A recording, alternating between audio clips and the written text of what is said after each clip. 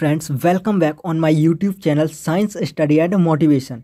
आज हम जो है सुपर 100 एग्जाम के मैथ्स के क्वेश्चन सॉल्व करने वाले हैं। तो हमारा पहला क्वेश्चन है, समीकरण 2 times of A square plus B square of X square plus 2 times A plus B X plus 1 is equal to 0। तो ये इक्वेशन है, हमें बताना है इसके मूल्य जो है क्या है, वास्तविक है या अवास्तविक है। अगर वास्तविक है तो समान है या असमान है। तो हम इसके सॉल्यूशन को देखते हैं।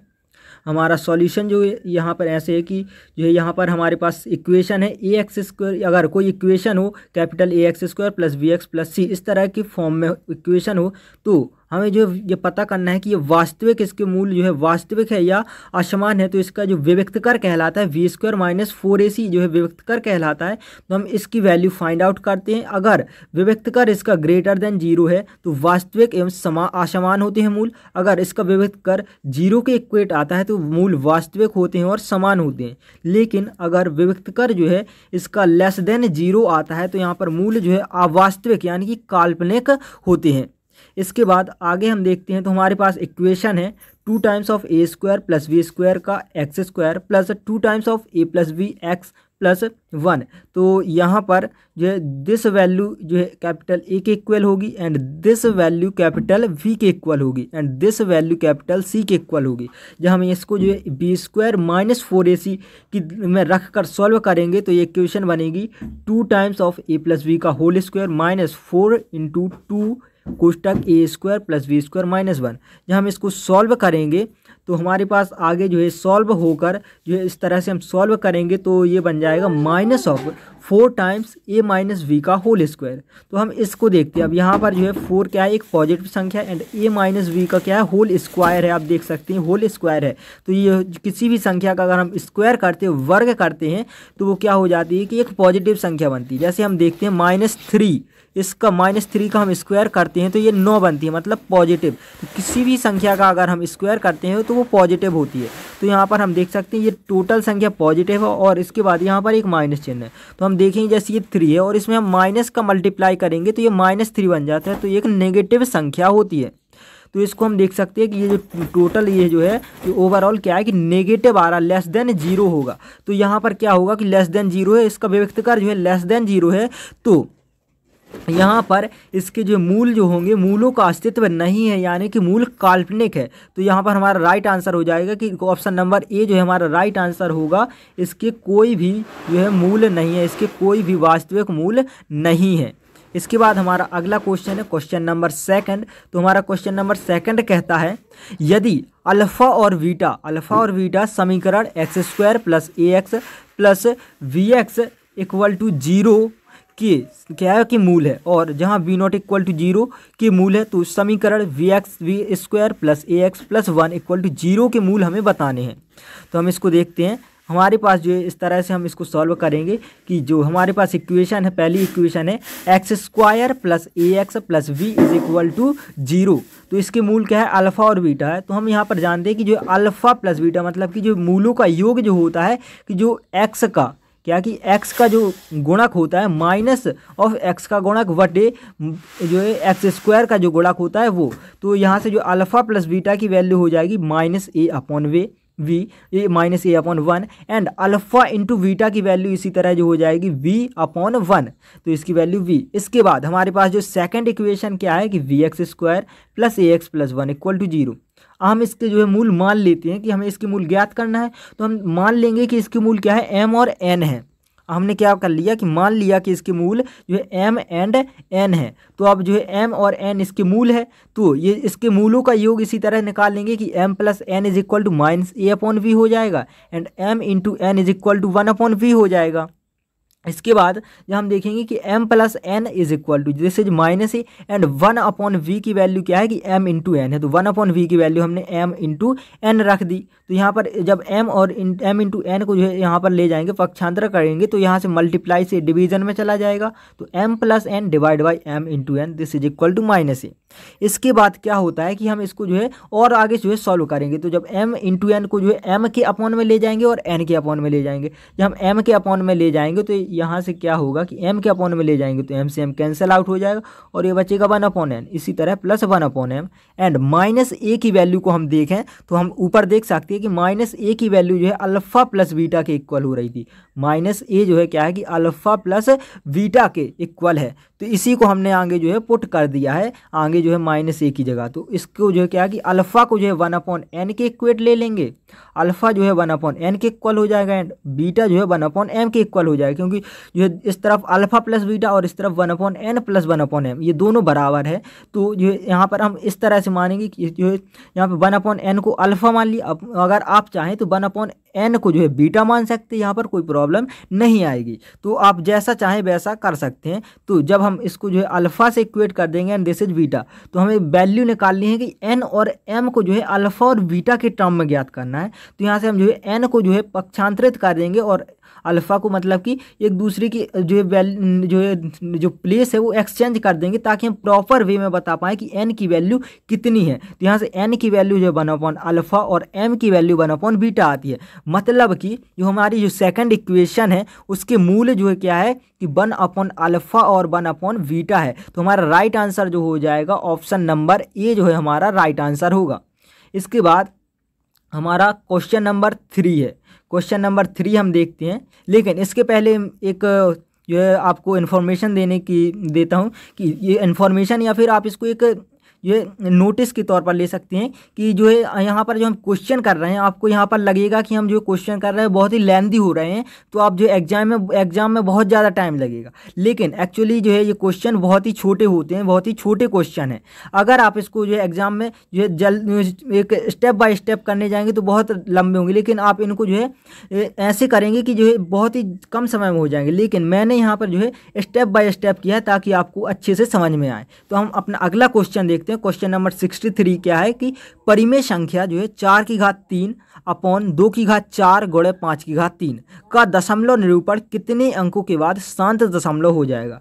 तो यहाँ पर आप देख सकते हैं कि हमें दशमलव का जो है बताना कि शांत दशमलव, तो आप ये टॉपिक जो है कक्षा 10वीं में फर्स्ट चैप्टर में ही पढ़ के आए होंगे। तो हमें यहाँ पर पता है कि ये क्या है कि 2 की घात मान लो कि n है और 5 की घात n है, 5 की घात n है। तो यहाँ पर जो ऊपर कोई भी संख्या लिखी हो x y z कोई भी संख्या लिखी हो, नीचे अगर इस तरह से फॉर्म हो रहा है 2 की घात n और 5 की घात n, तो दशमलव जो होगा n अंक बाद आता है।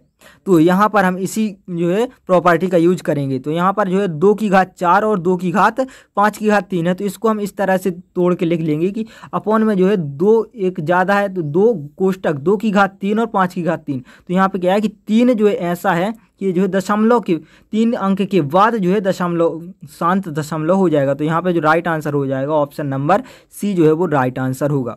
इसके बाद हमारा अगला क्वेश्चन है क्वेश्चन नंबर 64। तो 64 देखते हैं। 64 में वह द्विघात बहुपद जिसके मूलों का योग 0 है, जिसके मूलों का योग क्या है 0 है तथा गुणनफल -9 है। तो यहाँ पर हम एक क्या प्रॉपर्टी लगाएंगे कि जो है इसके मूलों का जो है योगफल और मूलों का गुणनफल, ये प्रॉपर्टी लगाएंगे। तो माना कि इसके जो मूल जो है अल्फ़ा और बीटा है। अब अल्फ़ा प्लस बीटा जो है 0 के इक्वल है क्योंकि इसके मूलों का योग 0 और alpha into beta is equal to -9। तो ये हमें दिया है। इसके बाद जो अल्फ़ा इन प्लस बीटा इक्वल टू 0 है, तो यहाँ से जो alpha is equal to minus beta आ गया।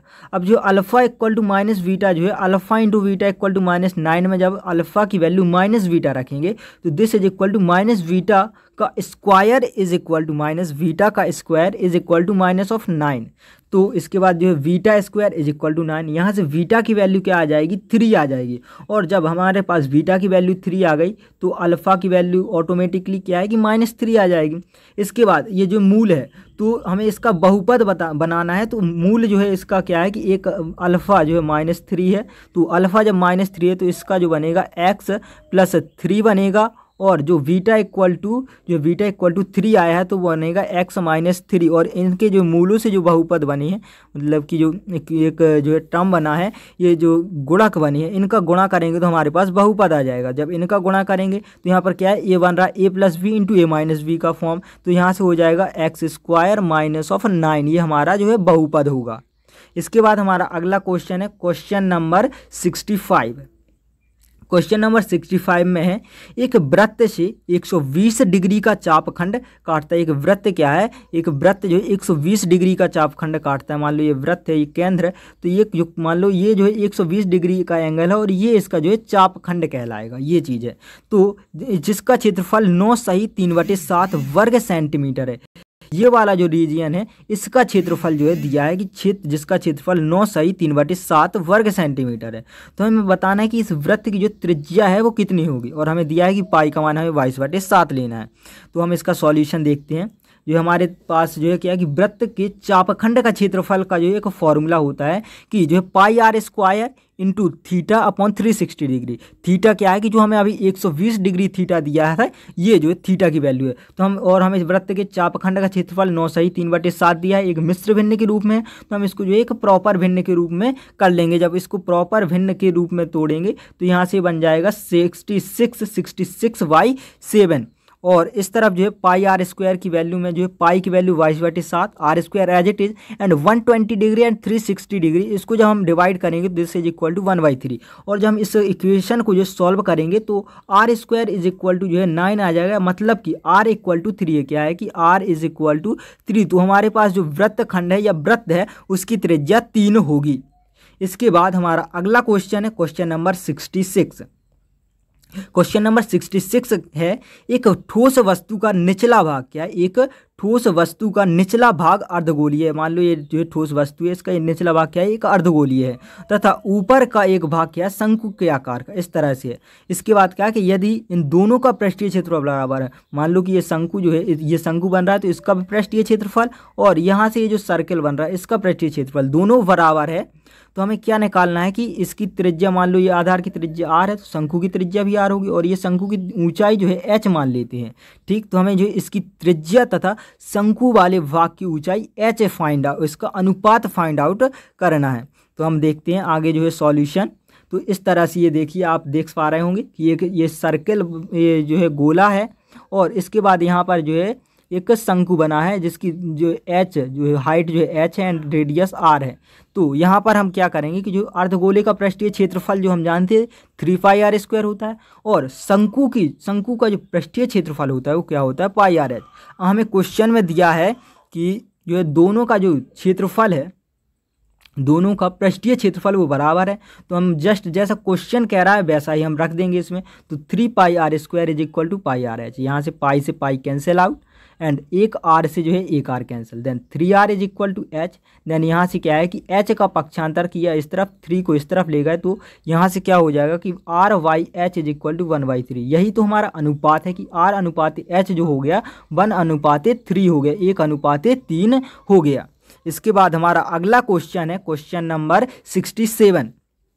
क्वेश्चन नंबर 67 है, यदि समीकरण निकाय kx minus 5y kx minus 5y is equal to 2 and 6x plus 2y is equal to 7 का कोई हल नहीं है। यहाँ पे क्या है, इसका कोई हल नहीं है, तो हमें k की वैल्यू बतानी है।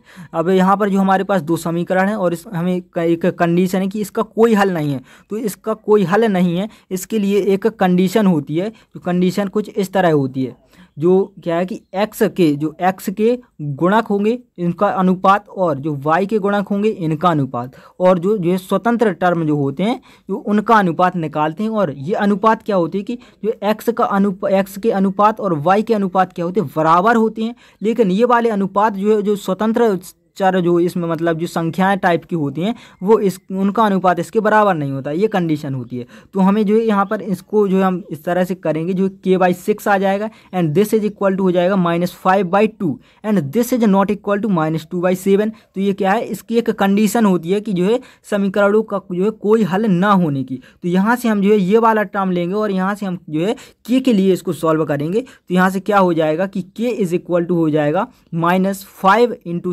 6/2, and this is equal to k is equal to -15 जो है इसका आंसर हो जाएगा। इसके बाद हमारा अगला क्वेश्चन है क्वेश्चन नंबर 68। क्वेश्चन नंबर 68 कहता है, उस समद्विबाहु समकोण त्रिभुज, जो है हमारे पास एक समकोण त्रिभुज है, लेकिन उसको क्या है समद्विबाहु, मतलब कि उसका आधार मतलब ये लंब है और ये आधार है, तो ये दोनों क्या होंगे, बराबर होंगे। तो यहाँ पे मान लो कि ये this is A and this is also a. ये त्रिभुज का कर्ण, ये कर्ण हमें बताना है जिसके एक भुजा का मान जो है 4√2 है। मान लो ये जो है वो क्या है कि 4√2 है, तो हमें इसका आंसर बताना है। तो हम इसको सॉल्व करते हैं।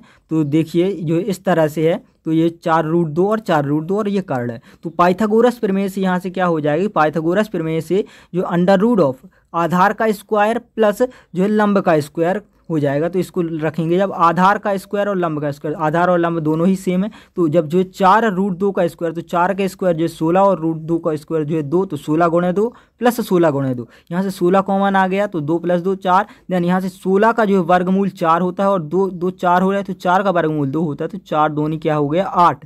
8 जो है यहाँ पर इसकी जो है कर्ण जो होगा वो 8 होगा। इसके बाद हमारा अगला क्वेश्चन है क्वेश्चन नंबर 69। क्वेश्चन नंबर 69 कहता है कि 7 से विभाजित प्रथम 100 धनात्मक पूर्णांकों का योगफल ज्ञात करना है। जो 7 से विभाजित, तो यहाँ पे 7 से विभाजित प्रथम धनात्मक पूर्णांक कहाँ से स्टार्ट होते हैं, 1 से होते हैं। लेकिन 1 2 3 ये तो क्या होती कि 7 से डिवाइड होंगी नहीं, 7 से डिवाइड होंगी 7 14 21 इस तरह से होंगी।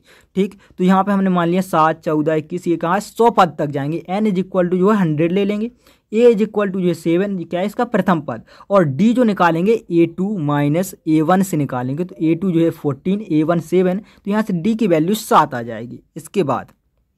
इसके बाद क्या है कि जो हमें फॉर्मूला लगाना है क्या है कि इसका n पदों का योग निकालना है। तो n पदों के योग के लिए जो फॉर्मूला होता है कि Sn = n/2 कोष्टक 2a + n-1 × d। तो यहाँ पे n की वैल्यू क्या है 100 रख देंगे, तो 100/2 प्लस 2 टाइम्स a की वैल्यू 7 एंड इसके बाद n की वैल्यू 100 - 1 एंड d की वैल्यू 7। इसको जो हम सॉल्व करेंगे तो ये जो सिंप्लीफिकेशन आप यहाँ पे जो सॉल्व करने की प्रोसेस देख सकते हैं, तो इस तरह से हम सॉल्व करेंगे तो ये जो वैल्यू आ जाती है 35,350 आ जाती है। 35,350 जो है इसकी वैल्यू आती है। इसके बाद हमारा अगला क्वेश्चन है क्वेश्चन नंबर 70।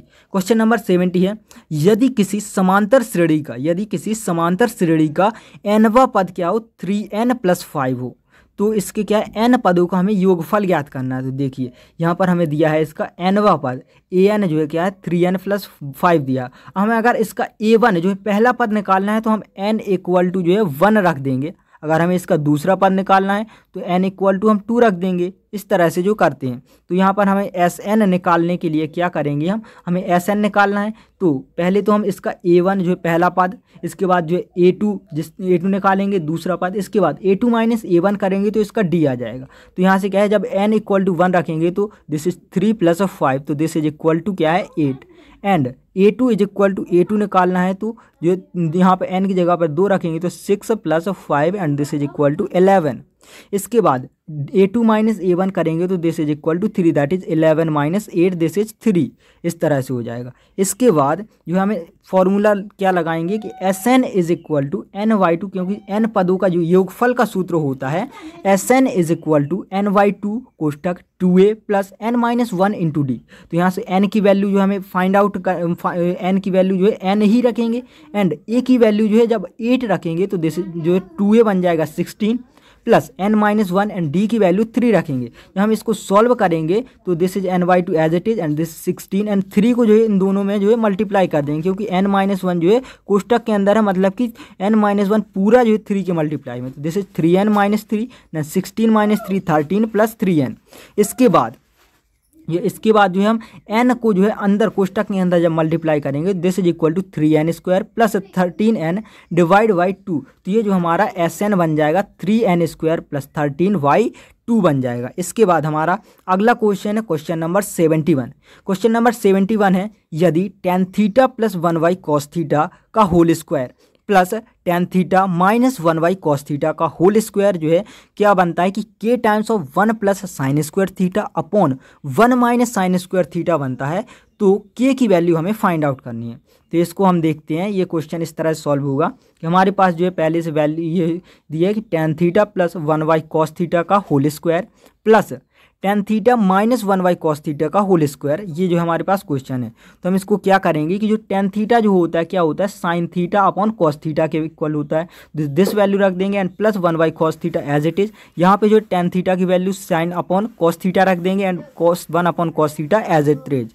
इसके बाद क्या करेंगे कि इसके बाद जो है यहाँ पर जो है ये जो cos थीटा यहाँ पर दोनों के जो है डिनोमिनेटर में जो हर में समान है, तो इसका एलसीएम जो cos थीटा ही होगा और ऊपर जो अंश में जो बन जाएगा sin थीटा प्लस 1 बनेगा और यहाँ पर जो sin theta minus 1/cos theta बनेगा।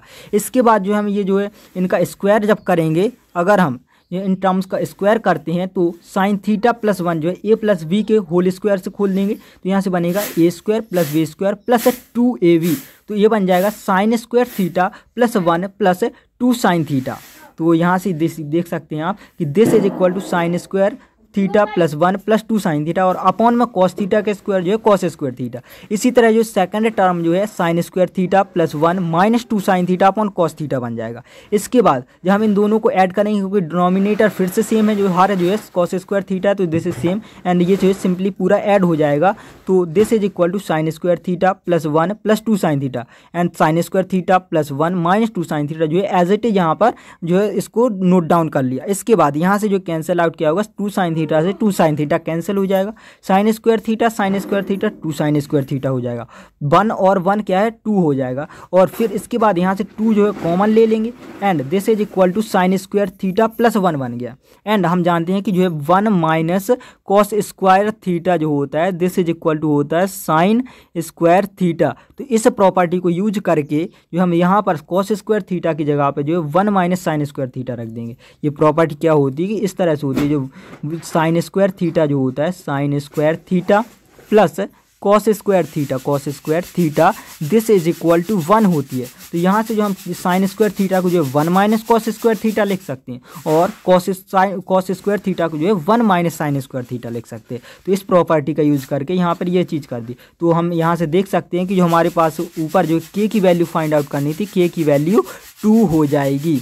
इसके बाद हमारा अगला क्वेश्चन है 72। क्वेश्चन नंबर 72 में है दी गई आकृति में ट्राइंगल ABC दिया है। दी गई आकृति में ट्राइंगल ABC है और यहाँ पर AB तथा AC की लंबाइयाँ जो है AB जो है 2.5 सेंटीमीटर एंड AC जो है 3.5 सेंटीमीटर है। और यहाँ पर क्या है एंगल ट्राइंगल जो क्या है कि एंगल कोण जो है BAC कोण VAC दिस जो है कोण BAC का कोणार्धक जो है AD है। तो हमें बताना है कि VD अनुपाते जो है DC ये क्या होगा। तो यहाँ पर हम जो है आपको यहाँ पर एक प्रॉपर्टी का पता होना चाहिए कि अगर कोई क्या है कि अगर कोई एक ट्राइंगल जो है ABC है और इसका कोणार्धक D है, तो यहाँ पर जो है BD अनुपाते CD जो है वही होता है जो AB अनुपाते AC होता है। तो इसी प्रॉपर्टी का यूज करके हम क्या है कि AB अनुपाते AC this is equal to VD अनुपाते DC। इसके बाद जो AB अनुपात AC जो है 2.5/3.5 and this is equal to क्या है कि 5/7। तो इसका अनुपात जो है 5:7 हो जाएगा। तो इसके बाद हमारा अगला क्वेश्चन है क्वेश्चन नंबर 74। क्वेश्चन नंबर 74 कहता है यदि वार 12a प्लस 3b इज इक्वल टू 1 और 7b minus 2a is equal to 9 हो और तो a और b का औसत समांतर माध्य मान ज्ञात करना है। तो इसके लिए हम क्या करेंगे, हमारे पास दो इक्वेशन है, तो यहाँ पर इन इक्वेशन को सॉल्व करने के लिए हम यहाँ पर विलोपन विधि, प्रतिस्थापन विधि, वज्र गुणन विधि, इनमें से कोई भी विधि का यूज कर सकते हैं, क्योंकि हमारे पास दो जो है वेरिएबल्स, दो चर हैं और दो जो है समीकरण हैं।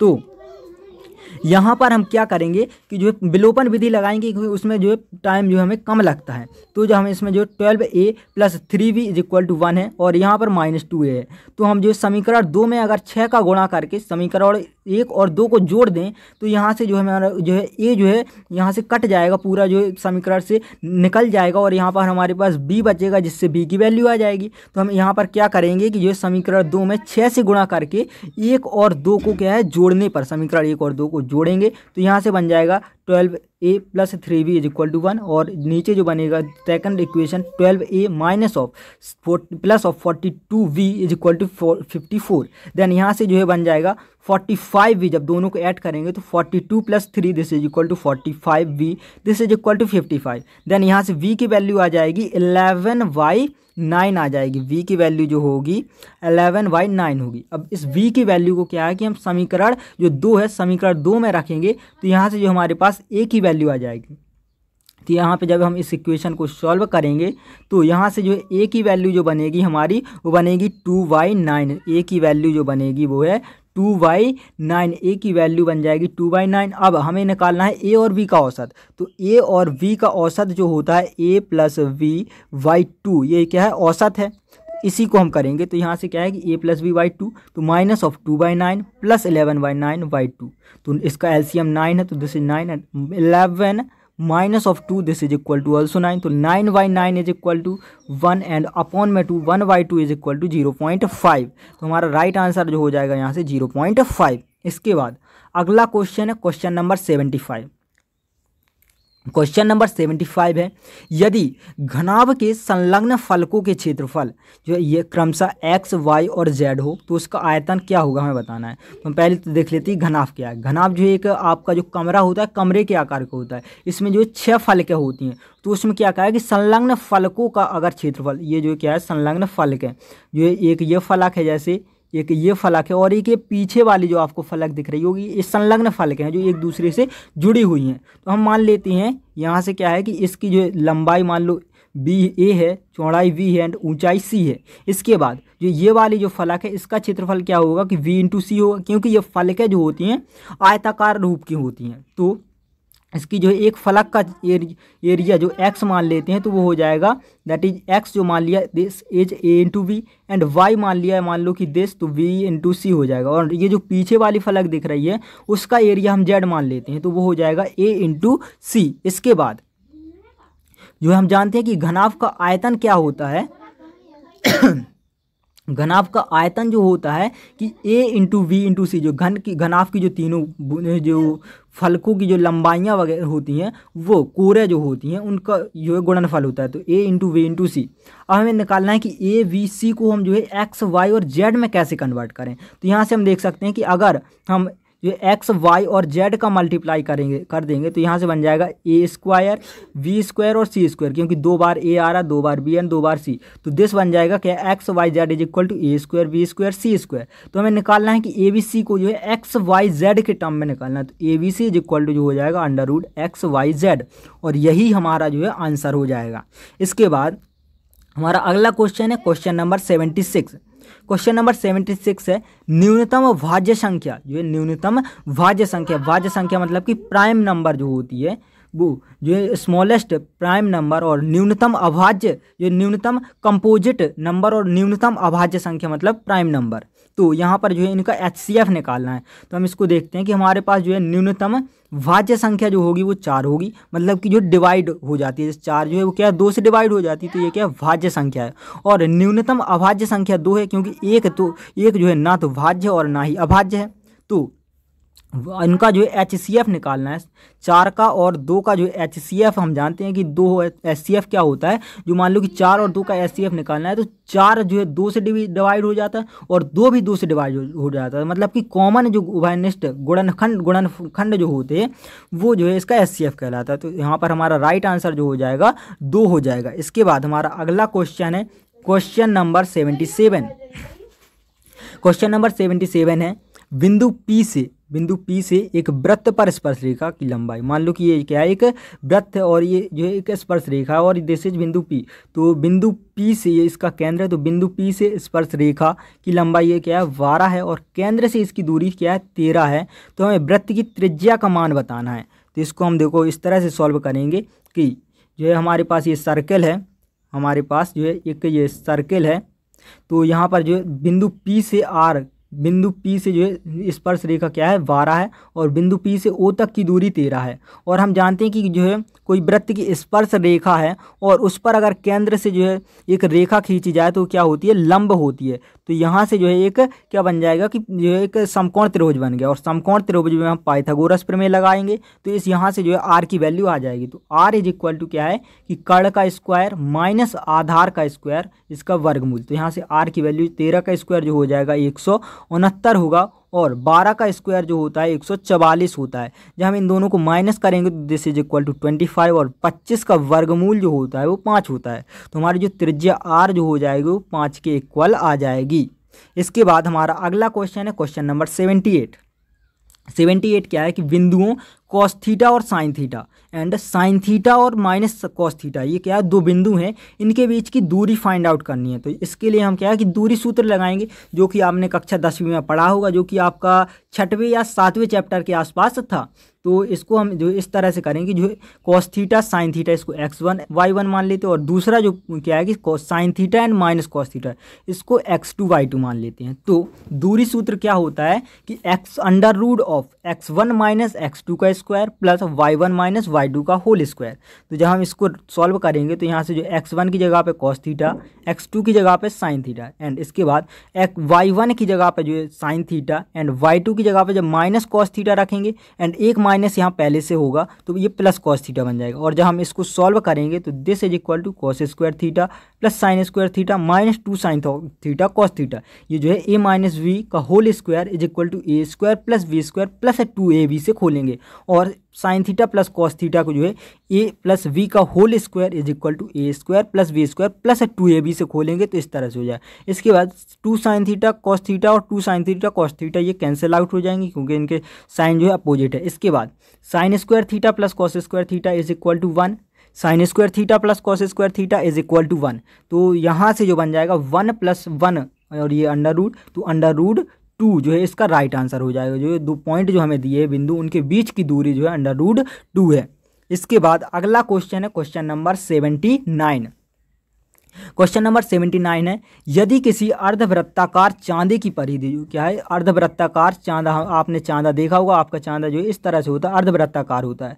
अर्धवृत्ताकार चांदी की परिधि मतलब ये वाली दूरी यहाँ से यहाँ तक और ये दूरी, ये पूरी जो है इसकी परिधि कहलाती है। कितनी 36 सेंटीमीटर है। तो हमें इसका व्यास बताना है। तो हम इसको जो है इस तरह से सॉल्व करेंगे कि हमारे पास जो है इस तरह से जो है चांदा जो है इस तरह से होता है। तो इसकी परिधि जो का जो फॉर्मूला जो होगा, पहले तो जो एक पूरा वृत्त जो होता है इसकी परिधि होती है 2 पाई r, लेकिन जब हम इसको आधा कर देंगे तो ये क्या बन जाएगा पाई r बन जाएगा। इसके अलावा यहाँ पर इतना और ऐड होता है, this is equal to 2r।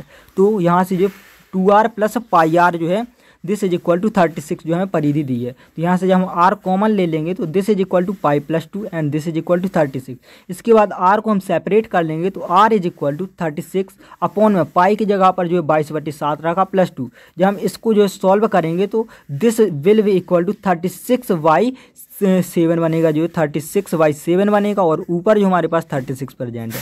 36 से 36 डिवाइड हो गया and this is 1 upon of 1/7 है। तो this is equal to 1 upon क्या है कि 1 इंटू 7/1 बनेगा। इस तरह से जो है आप ये रूल जानते ही होंगे। तो यहाँ से जो है क्या आ जाएगा कि r इज इक्वल टू जो है 7 आ जाएगा। ये जो डिनोमिनेटर में है ये ऊपर अंश में पहुँच जाएगा, ये जो है ऊपर जो है हर की संख्या अंश में पहुँच जाएगी। तो r is equal to 7 and हमें बताना है उसका व्यास है। तो यहाँ पर हम क्या है कि व्यास को d से रिप्रेजेंट करते हैं। d is equal to 2r, मतलब व्यास जो है त्रिज्या का 2 गुना होता है। जब r अपने पास 7 है तो व्यास जो हो जाएगा वो 14 हो जाएगा। तो राइट आंसर जो है 14 होगा। इसके बाद अगला क्वेश्चन है क्वेश्चन नंबर 80, जो क्वेश्चन नंबर 80 है। बहुलक क्या है, एक डेफिनेशन टाइप की है ये। तो आपको पता होगी कि जो बहुलक क्या, सांख्यिकी में ये बहुलक एक जो है टर्म होता है। बहुलक क्या कहलाता है कि जो सबसे अधिक आवृत्ति जो होती है, मान लो कि हमारे पास कुछ जो है क्या है कि कुछ आंकड़े, मान लो 2 आंकड़े इस तरह से कि 2 2 3 4 2 इस तरह से। तो 2 जो है सबसे ज़्यादा बार आया, तो यहाँ पर जो इन आंकड़ों का जो बहुलक होगा वो 2 होगा। इस तरह से तो बहुलक क्या, सबसे अधिक आवृत्ति वाला मान जो है वो बहुलक कहलाता है। इसके बाद अगला क्वेश्चन है क्वेश्चन नंबर 81। क्वेश्चन नंबर 81 है, यदि a की power n plus 1 plus v की power n plus 1 this is equal to a की पावर n प्लस v की पावर अपॉन a की पावर n प्लस v की पावर n। ये क्या है कि a और b का समांतर माध्य है, तो हमें n की वैल्यू बतानी है। तो यहाँ पर हम क्या करेंगे कि पहले तो a और v का समांतर माध्य समझते हैं क्या कहलाता है। जो a और v का समांतर माध्य नॉर्मली क्या है, a और b का जो औसत कहलाता है वही जो है इसका समांतर माध्य है। तो a और v जो है a प्लस b/2, मतलब कि a और b का समांतर माध्य निकालना है। तो a और b को जोड़ेंगे और a और b ये क्या है, 2 संख्याएं हैं, तो डिवाइड बाई 2 ये चीज़ करते हैं। तो हमें क्या है कि इसको जो है a प्लस b/2 के इक्वेट करना है। जब हम इसको ऐसे करेंगे तो दिस इज इस तरह से जो बनेगा एंड अब हमें क्या है कि दोनों टर्म को क्या है इक्वेट करना है। हम यहाँ पर क्या है एन की वैल्यूज रख के देख लेंगे ताकि इस तरह से बने। जब मान लो कि हम एन से 0 से ही शुरू करें तो नीचे हमें कितने चाहिए, 2 चाहिए। तो ये 2 कैसे बनेंगे, जब ए की पावर 0 होगी और बी की पावर क्या है 0 होगी। तो ए की पावर 0 क्या हो जाएगा कि ए की पावर 0 1 एंड बी की पावर 0 भी 1 बनेगा एंड 1 + 1 = 2। इसी तरह जब ऊपर रखेंगे तो ए यहाँ पर एन की वैल्यू 0 रखेंगे तो ए बन जाएगा एंड बी में एन की पावर 0 रखेंगे तो बी बन जाएगा। तो a + b/2 बन जाएगा। ये मतलब कि n की वैल्यू जो है 0 हो जाएगी। तो हमारा जो क्वेश्चन था कि यहाँ पर n का मान क्या होगा, तो n का मान जो है 0 होगा। इसके बाद हमारा अगला क्वेश्चन है क्वेश्चन नंबर 82 होगा। क्वेश्चन नंबर क्या है 82 है। क्वेश्चन नंबर 82 है, एक त्रिभुज ABC में कोण B क्या है समकोण है। एक त्रिभुज है, यहाँ पर B जो है समकोण है, इसको A लेते हैं और ये C। तो BC = जो BC क्या है 12 सेंटीमीटर है, AB जो है वो 5 सेंटीमीटर है। तो हमें त्रिभुज की क्या है अंतःवृत्त की जो है त्रिज्या बतानी है। ये अंतःवृत्त जो होता है इसकी जो है त्रिज्या बतानी है। तो यहाँ पर जो हम इसको इस तरह सॉल्व करते हैं, हमारे पास जो है ये क्या है कि एक ये त्रिभुज है और यहाँ पर अंतःवृत्त जो है इस तरह से होता है। तो आर जो है त्रिज्या है। तो अंतःवृत्त आर के लिए हमारे पास एक फॉर्मूला होता है कि आधार प्लस लंब माइनस कर्ण/2। इसको आप याद कर सकते हैं। तो यहाँ पर पहले तो हम पाइथागोरस प्रमेय से क्या करेंगे कि कर्ण निकालेंगे। कर्ण जो क्या है, कर्ण का स्क्वायर बराबर आधार का स्क्वायर प्लस लंब का स्क्वायर। ये क्या होता है कि पाइथागोरस प्रमेय होती है। यहाँ से हम कर्ण निकाल लेंगे। इसके हमारे पास आधार और लंब दिया है। तो इसके बाद क्या होगा कि जो है हम इसको वैल्यूज़ को रखेंगे। तो यहाँ पर जब हम वैल्यूज़ को रखेंगे तो जो है आधार जो हमारे पास 12 है, लंब 5 एंड -13। तो जब हम 12 और 5 जोड़ेंगे तो 17 बनता है। 17 में से 13 घटाएंगे तो 4 /2 दिस = 2। मतलब कि जो अंतःवृत्त है उसकी त्रिज्या 2 आ जाएगी। इसके बाद हमारा अगला क्वेश्चन है क्वेश्चन नंबर 83। क्वेश्चन नंबर 83 क्या है कि किसी कोई मीनार है हमारे पास। मीनार के आधार से एक ही रेखा में के अनुदिश ये 2 बिंदु है। ये वाला बिंदु क्या है A दूरी पर है और नेक्स्ट बिंदु क्या है कि B दूरी पर है। और यहाँ से जो है इस तरह से ये जो है उन्नयन कोण बन रहा है। तो मान लो कि ये θ1 बना एंड दिस इज θ2 बना। तो ये जो उन्नयन कोण बने θ1 और θ2, तो ये जो क्या है कि पूरक कोण है। पूरक कोण क्या कहलाते हैं कि अगर 2 कोणों का योग 90 डिग्री हो गया, 90 डिग्री हो तो वो पूरक कोण कहलाते हैं। और अगर 180 डिग्री हो तो वो संपूरक कोण कहलाते हैं। यहाँ पर क्या पूरक कोण मतलब कि θ1 + θ2 क्या पूरक कोण है। तो हमें इस मीनार की ऊंचाई h बतानी है। तो यहाँ पर ये जो है इस तरह से होगी। हमारे पास ये है, इस तरह से हमारे पास क्वेश्चन है। तो जब क्या कि h जो है हमें ये दिया θ1 θ2 एंड दिस डिस्टेंस है, दिस डिस्टेंस भी θ1 + θ2 = 90 डिग्री, क्योंकि जो दोनों कोण क्या है पूरक कोण है। इसके बाद हम क्या निकालेंगे यहाँ से tan θ1 tan θ क्या होता है कि लंब बटे आधार। तो लंब यहाँ से h एंड आधार है तो h/a एंड tan θ2 जो बन जाएगा h/v बनेगा।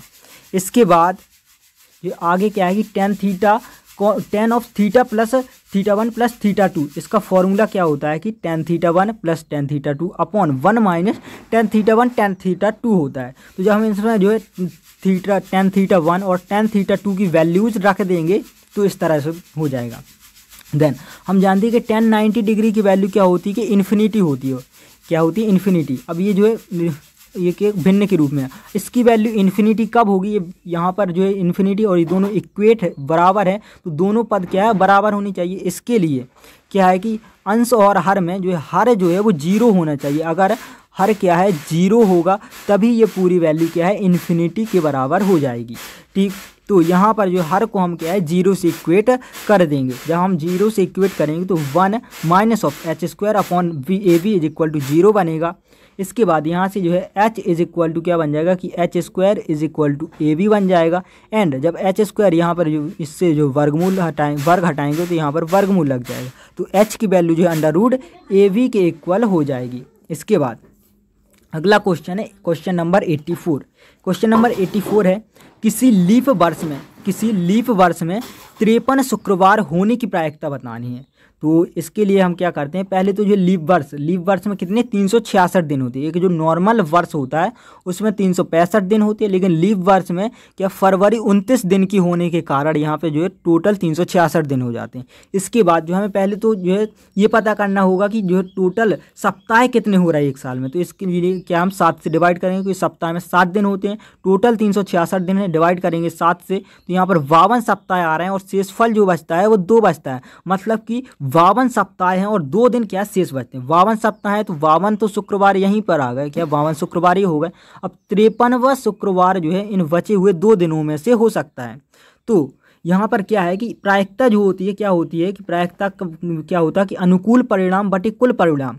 तो कुल परिणाम क्या है, कुल दिन, सप्ताह में कुल कितने 7 दिन होते हैं, तो कुल परिणाम क्या है 7 है। और अनुकूल परिणाम जो हमारे पास 2 दिन है, इन 2 में से शुक्रवार हो सकता है, तो अनुकूल परिणाम 2। तो यहाँ पर प्रायिकता जो हो जाएगी 2/7 हो जाएगी, 2/7 जो है यहाँ पर प्रायिकता होगी। तो क्या है कि लीप वर्ष में शुक्रवार होने की प्रायिकता क्या है कि शुक्रवार होने की प्रायिकता कितने 53 शुक्रवार होने की प्रायिकता कितनी 2/7 होगी।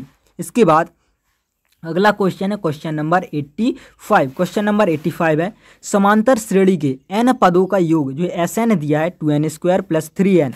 तो समांतर श्रेणी का हमें 16वां पद ज्ञात करना है। इसके लिए हम क्या करेंगे कि हमें जो Sn क्या दिया है कि 2n² + 3n है। तो यहाँ पर पहले तो हम S1 निकालेंगे, और S1 क्या है कि एक पद का योग, एक पद का योग मतलब कि एक ही पद कहलाएगा, तो इसी को हम A1 कह सकते हैं। जब यहाँ पर n की वैल्यू हम 1 रख देंगे तो this is 2 + 3 and this is equal to 5। इसके बाद हम निकालेंगे S2 मतलब कि 2 पदों का योग, 2 पदों का योग n = 2 रखेंगे, तो यहाँ से 2 × 2 का square + 3 × 2 and this is equal to 14 बन जाएगा। लेकिन अब हमें जो है S2 मिल गया मतलब 2 पदों का योग। अब हम जब S2 में से S1 घटा देंगे, मतलब 2 पदों के योग में से एक पद का योग घटा देंगे, तो हमारे पास A2 बच जाता है। तो यहाँ से क्या करेंगे S2 - S1 this is equal to A2, 14 - 5 this is equal to 9। अब हमारे पास वैल्यूज क्या आ गई कि हमारे पास आ गया A1 आ गया, A2 आ गया। तो अब हम जब A2 आ गया तो यहाँ से क्या करेंगे A2 - A1 करेंगे तो हमारे पास D की भी वैल्यू आ जाएगी। अब हम A2 - A1 करते हैं तो D की वैल्यू जो है 4 आ जाती है। इसके बाद हमें क्या है कि S क्या निकालना है कि AN निकालना है, मतलब कि 16वां पद निकालना है। तो पहले तो हमारे पास क्या है कि AN का जो फॉर्मूला होता है AN = A + n - 1 × D होता है।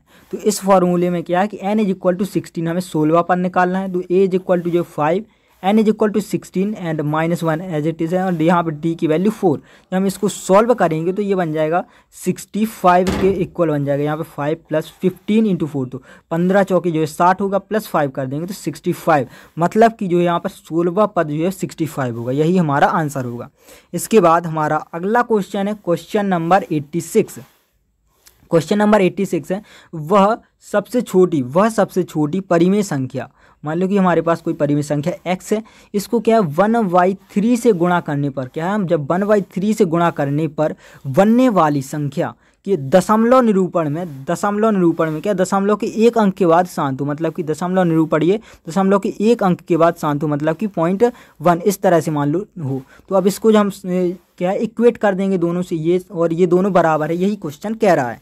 हम जब इन दोनों को बराबर कर देंगे और यहाँ से दशमलव हटाएंगे तो नीचे क्या है कि 10 हो जाएगा। इसके बाद हम इसको जो है सॉल्व करते हैं। जब इसको सॉल्व करेंगे तो ये बन जाएगा इस तरह से, जो x/3 = 1/10। देन यहाँ से आ जाएगा x = 3/10, 3 का जो यहाँ पर पक्षांतर कर दिया, क्या पक्षांतर कर दिया, तो x = 3/10, मतलब कि वह छोटी से छोटी परिमेय संख्या क्या है 3/10 है। कि 3/10 को जो हम 1/3 से गुणा करेंगे तो क्या है कि सबसे जो है 1 अंक बाद जो है शांत हो जाएगी, इस तरह से दशमलव जो है शांत हो जाएगा। इसके बाद हमारा अगला क्वेश्चन है क्वेश्चन नंबर 87।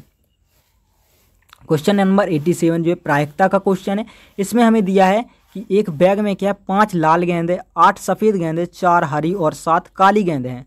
तो यदि एक गेंद यादृच्छिक निकाली जाती है, मान लो कि एक बैग में रखी है, हमें इस बैग में से गेंदों को निकालना, लेकिन उस बैग में देखना नहीं है कि हम कौन सी गेंद निकाल रहे हैं, हम ऐसे ही बैग में हाथ डालेंगे और एक गेंद निकाल लेंगे। तो हमें बताना है कि काली गेंद आने की क्या प्रायिकता है। तो इसको हम जो सॉल्व करने के लिए इस तरह से करते हैं कि पहले तो हम क्या सारी गेंदें जो गेंदें कितनी है हमारी ये निकालते हो। लाल गेंदें 5 है, सफ़ेद गेंदें 8, हरी गेंदें 4 और काली गेंदें 7, तो कुल गेंदें जो है 24 हैं। और हमें निकालनी कौन सी है, काली गेंद निकालनी, हमें निकालनी काली गेंद है जो कि 7 है। तो यहाँ पे प्रायिकता क्या होती है कि अनुकूल परिणाम बटे कुल परिणाम। तो हमारे पास कुल गेंद है 24 है जो कि कुल परिणाम होता है, कुल परिणाम जो है 7 और अनुकूल परिणाम मतलब हमें काली गेंद जो हमें निकालनी है तो अनुकूल परिणाम 7 हो जाएगा क्योंकि 7 काली गेंद है, तो 7/24 और यही हमारी जो है प्रायिकता हो जाएगी। 7/24 जो है एक थैले में से या बैग में से जो है काली गेंद निकालने की प्रायिकता क्या है, 7/24 हो जाएगी। इसके बाद क्वेश्चन नंबर 88 है। क्वेश्चन नंबर 88 है, यदि sec theta plus tan theta is equal to x, तो हमें टेन थीटा की वैल्यू निकालनी है। तो इसके लिए हम जो इस तरह से क्वेश्चन को करेंगे कि जो sec theta plus tan theta is equal to हमें एक्स दिया है, इसको हम इक्वेशन नंबर 1 मान लेते हैं। इसके बाद हमें एक प्रॉपर्टी जो है याद करने की ज़रूरत होगी। आपने जो है ट्रिग्नोमेट्री में जो त्रिकोणमिति है उसमें पढ़ा भी होगा कि sec square theta minus tan square theta is equal to 1, ये प्रॉपर्टी होती है। यहाँ पर जो A square minus B square is equal to A minus B into A plus B वाली प्रॉपर्टी लगाएंगे तो ये बन जाएगा sec theta minus tan theta into sec theta plus tan theta is equal to 1। इसके बाद जो है यहाँ पर जो है sec theta plus tan theta को जो है पक्षांतर करेंगे तो ये 1 के बटे में चला जाएगा, तो यहाँ से sec theta minus tan theta is equal to बन जाएगा 1 sec theta plus tan theta.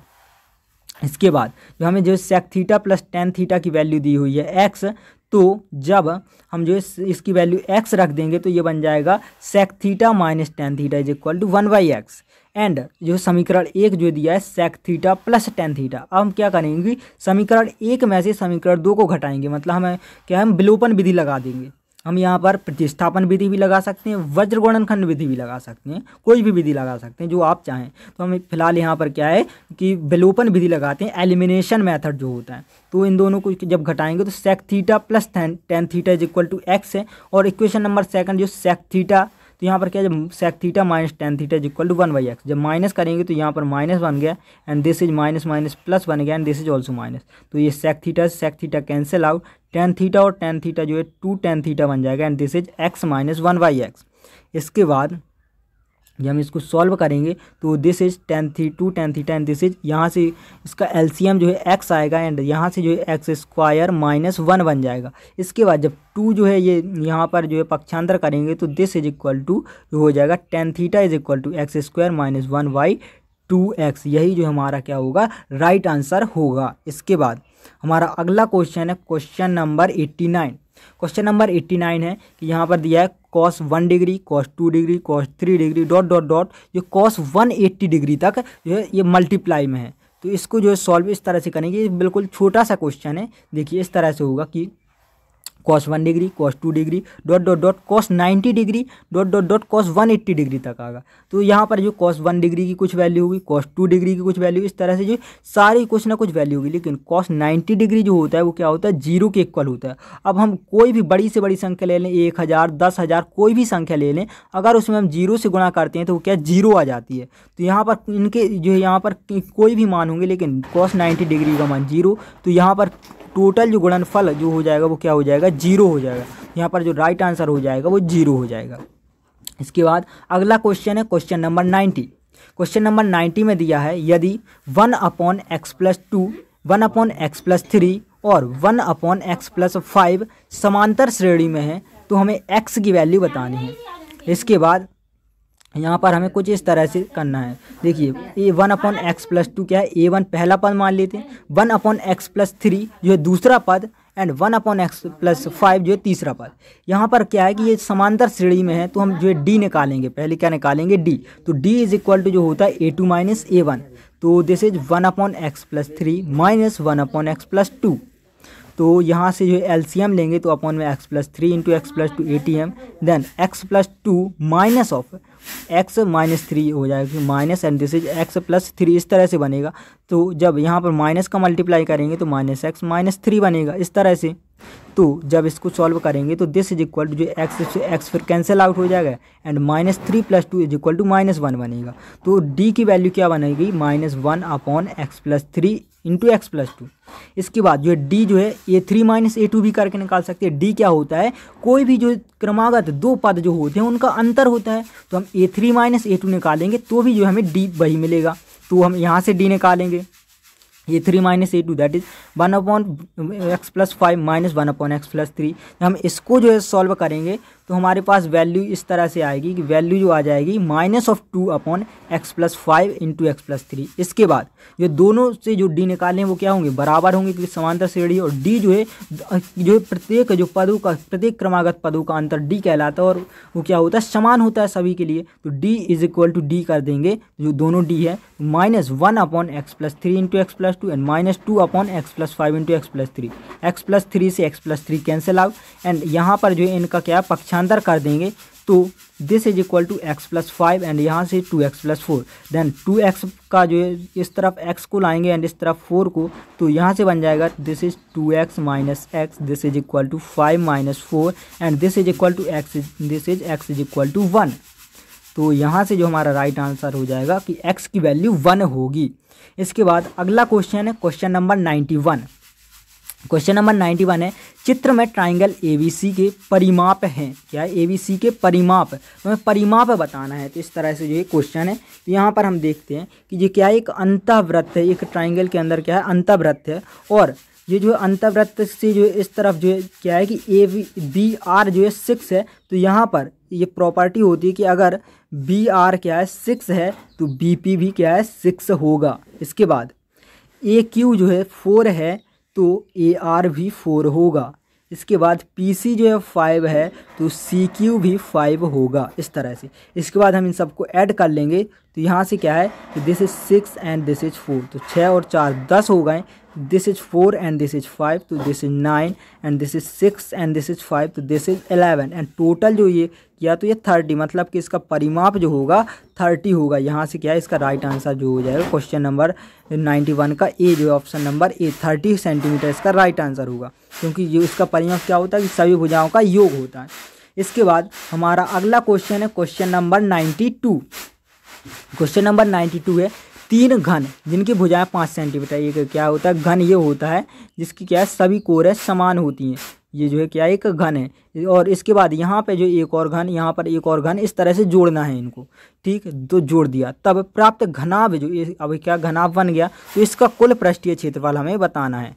तो जो यहाँ पर हमारे पास क्या है कि इस तरह से क्या है घन है, हमारे पास एक घन था, ये दूसरा घन और ये तीसरा घन। जब हमने इन तीनों को जोड़ दिया तो इसकी लंबाई क्या हो गई कि 15 सेंटीमीटर हो गई, 5 ये 5 ये और 5 ये, तो टोटल जो है 15 सेंटीमीटर हो गई। लेकिन इसकी चौड़ाई और ऊंचाई जो है 5 ही रही, चौड़ाई भी 5 रही और ऊंचाई भी 5 रही। इसके बाद ये घनाभ का जो क्षेत्रफल होता है 2 टाइम्स ऑफ क्या होता है, लंबाई गुणा चौड़ाई प्लस चौड़ाई गुणा ऊंचाई प्लस लंबाई गुणा ऊंचाई। इस तरह से जो हम इसको सॉल्व करेंगे जब, तो ये वैल्यू हो जाएगी 350 सेंटीमीटर। यहाँ पर हम जो सिंपली जैसे गुणा और जोड़ करते हैं वैसे ही करेंगे, इस पहले कोष्टक के अंदर सॉल्व करेंगे, फिर जो है 2 का मल्टीप्लाई कर देंगे, तो 350 सेंटीमीटर स्क्वायर जो हमारा राइट आंसर आ जाएगा। जो घनाभ बनेगा उसका क्षेत्रफल जो होगा 350 वर्ग सेंटीमीटर होगा। इसके बाद हमारा अगला क्वेश्चन है क्वेश्चन नंबर 93। क्वेश्चन नंबर 93 क्या है, बहुलक ज्ञात करने का एक तरीका क्या है। तो बहुलक जो है, जब मान लो कि हमें जो है आंकड़े ना दिए हों, कि जैसे हमारे पास 2, 2, 3, 4, 5 इस तरह से ये आंकड़े, लेकिन कई बार क्या होता है कि हमें आंकड़े ना देकर ये क्या देगा कि आंकड़ों का जो है क्या है कि माध्यक क्या है और आंकड़ों का माध्य क्या है, ये चीज़ बता देगा। तो हमसे पूछेगा कि इसका बहुलक क्या है, तो इसके लिए एक फॉर्मूला होता है कि बहुलक बराबर 3 गुणे माध्यक माइनस 2 गुणे माध्य होता है। बहुलक बराबर 3 गुणे माध्यक माइनस 2 गुणे माध्य, एक फॉर्मूला होता है, आप इसको याद कर लीजिए तो आपके लिए बेटर होगा। तो इसका राइट आंसर जो ऑप्शन नंबर सी होगा। इसके बाद अगला क्वेश्चन है क्वेश्चन नंबर 94।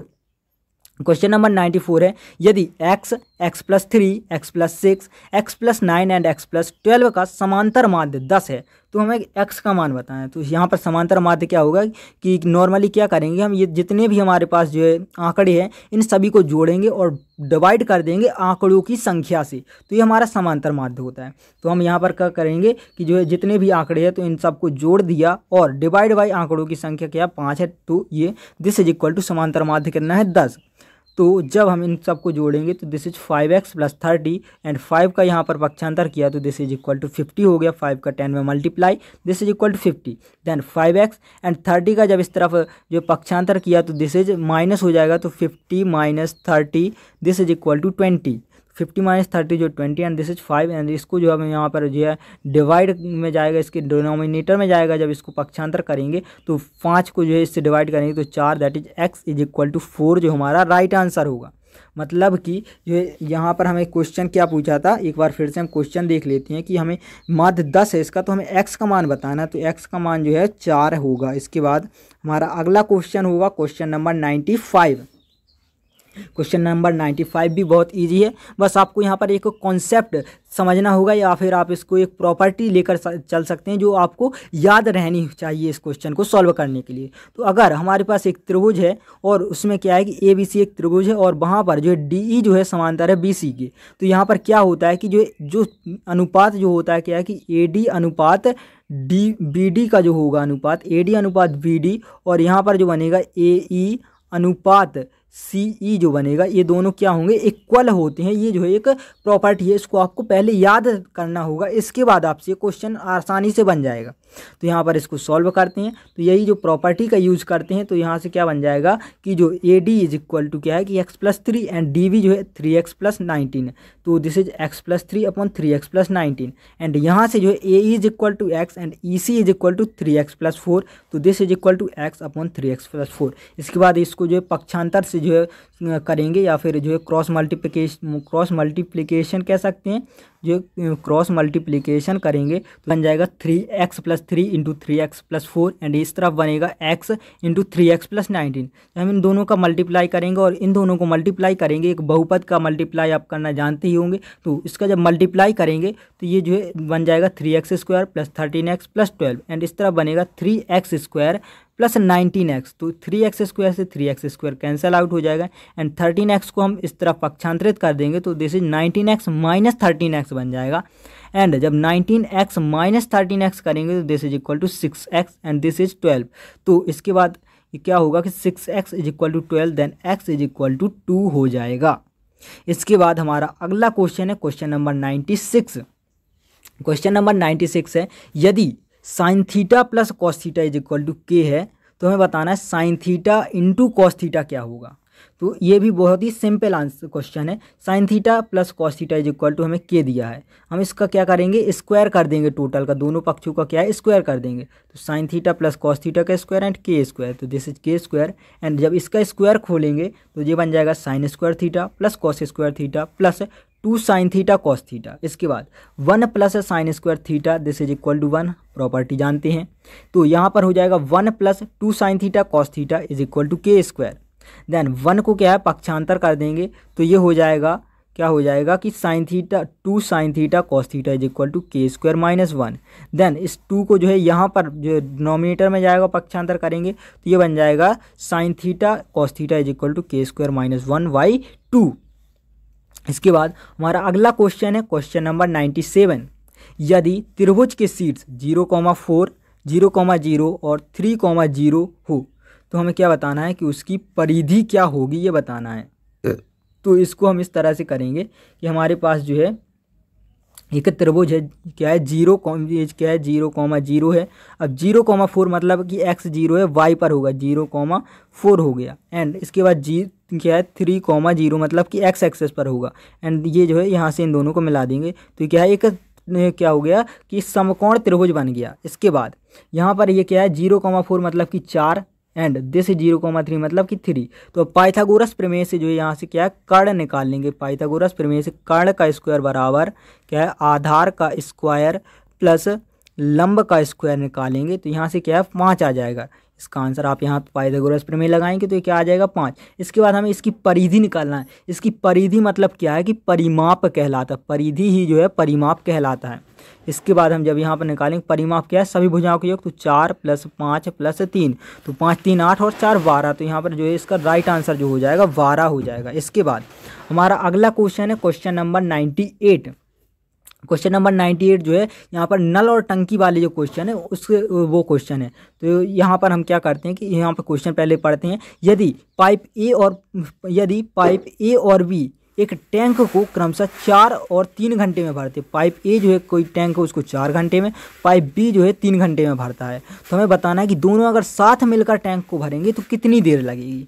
तो इसको जो है हम करते हैं। तो ये थोड़ी इसको जो है कुछ जो समझने में जो डिफ़िकल्टी आ सकती है, तो आप यहाँ पर थोड़ी अच्छे से समझें। तो देखिए यहाँ पर क्या है कि ए जो पाइप ए जो है वो क्या है, एक काम, मान लो कि कोई काम है तो हम वो काम तो जो टोटल जो काम होता है वो एक ही होता है। एक काम में से मान लो कि हम 50% काम कहते हैं, मतलब कि वो 1/2, तो और 100% काम कहते हैं मतलब कि वो 1। तो हम काम को क्या है एक लेकर चलते हैं। तो हम यहाँ पर देखते हैं कि अगर कोई काम क्या है कि कोई काम क्या है कि कोई काम एक काम क्या है 4 घंटे में करता है। तो जब एक काम 4 घंटे में करता है तो हमें निकालना है कि 1 घंटे में कितना काम करेगा। 1 घंटे में क्या है कि तो इसका जो है इसको हम 4 को क्या है 1/4 कर देंगे, तो ये क्या है इसका 1 घंटे का काम आ जाएगा। तो इसके बाद क्या है कि 1 घंटे का काम उसका क्या हो जाएगा 1/4 हो जाएगा। इसी तरह क्या है कि बी जो है एक काम को 3 घंटे में करता है, तो 1 घंटे में वो कितना काम करेगा 1/3 काम करेगा। तो जो 1 घंटे में ए का काम 1/4 और 1 घंटे में बी का काम 1/3 है। अब हमें निकालना है कि 1 घंटे में जो ए और बी दोनों का जो काम होगा तो ए प्लस बी हो जाएगा। 1 घंटे में ए और बी का कार्य क्या हो जाएगा 1/4 प्लस 1/3। अब इसको हम जब सॉल्व करेंगे तो इसका एलसीएम जो हो जाएगा वो 12 आ जाएगा। तो दिस इज अपॉन में जो है 12 एंड दिस इज 3 + 4, तो दिस इज इक्वल टू 7/12। मतलब कि ए और बी जब दोनों मिलकर साथ में काम करेंगे तो 1 घंटे में कितना 7/12 काम करेंगे। लेकिन हमें टोटल काम कितना करवाना है, एक काम करवाना है। तो एक काम जो करेंगे टोटल वो 12/7 घंटे में कर देंगे। तो यहाँ पर जो हमारा राइट आंसर हो जाएगा 12/7, 12/7 मतलब कि ए और बी दोनों मिलकर 12/7 घंटे में पूरा काम कर लेंगे। इसके बाद हमारा अगला क्वेश्चन है क्वेश्चन नंबर 99। क्वेश्चन नंबर 99 है, यदि बिंदु ए क्या है कि 1,2 एंड ओ जो है 0,0 एंड सी जो है वो क्या है A, B है, तो हमें समरेख है ये, तो बताना है कि ए और बी में क्या संबंध होगा। यहाँ पर आपको जो है कोई भी 3 बिंदु है उसको समरेख होने की एक प्रॉपर्टी पता होनी चाहिए। अगर कोई भी 3 बिंदु क्या है समरेख है तो उस जो त्रिभुज है, त्रिभुज से जो तीनों बिंदु है 3 बिंदु से जो त्रिभुज बनाते हैं उसका क्षेत्रफल 0 होता है, क्योंकि नॉर्मली त्रिभुज ये होता है। अब मान लो यही बिंदु क्या समरेख है, तो समरेख है तो वो एक ही लाइन पर होंगे। अब ये त्रिभुज का क्षेत्रफल जो ऑटोमेटिकली यहाँ पर क्या है 0 हो जाएगा।